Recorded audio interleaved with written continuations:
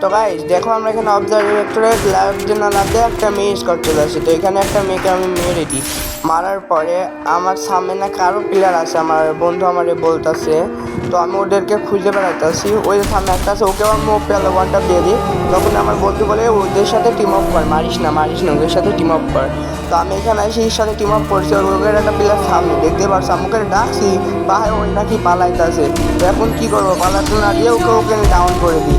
তো এখন তো পালাতে দিতে পারছি না। তারপর আমরা এখানে এদের সাথে টিম আপ করি, দিকের সাথে অনেকক্ষণ যাবত এখানে টিম আপ করি। দিকের সাথে কি দেখা আবার আমাদের কি হবে, তোমাদের কি মনে হয়?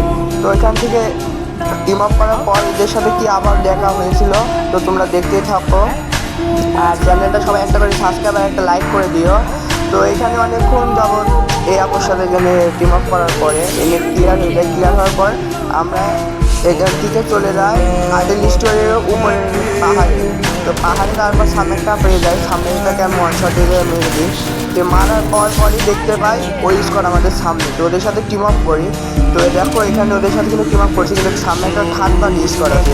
তো ওইখানে কিন্তু আমি আর আমার বন্ধু মিলে ওইটা ওই স্কোয়াডকে ওয়াইপ আউট করে দিই। ভাই দেখো আমরা টিম আপ করছি আর আমার কেসে কীরকম মুখ করে ভাই খালি সুতোর জন্য এক স্পিড আমি বাইসে গেছি। তো আমার বন্ধু ওকে মেরে দেয়। তো মাইরে ওকে ভুল করছে, দেখো ভাই ওকে মারছে বলে এরা ওকে মারছে। তো আমি ওদেরকে মেরে দিই। এদেরকে মেরে গিয়ে আমি ভুল করছি, ভুল করলে সবাই কমেন্ট বক্সে বলে যাবা। আর চ্যানেলটা সাবস্ক্রাইব আর একটা লাইক করে দিও।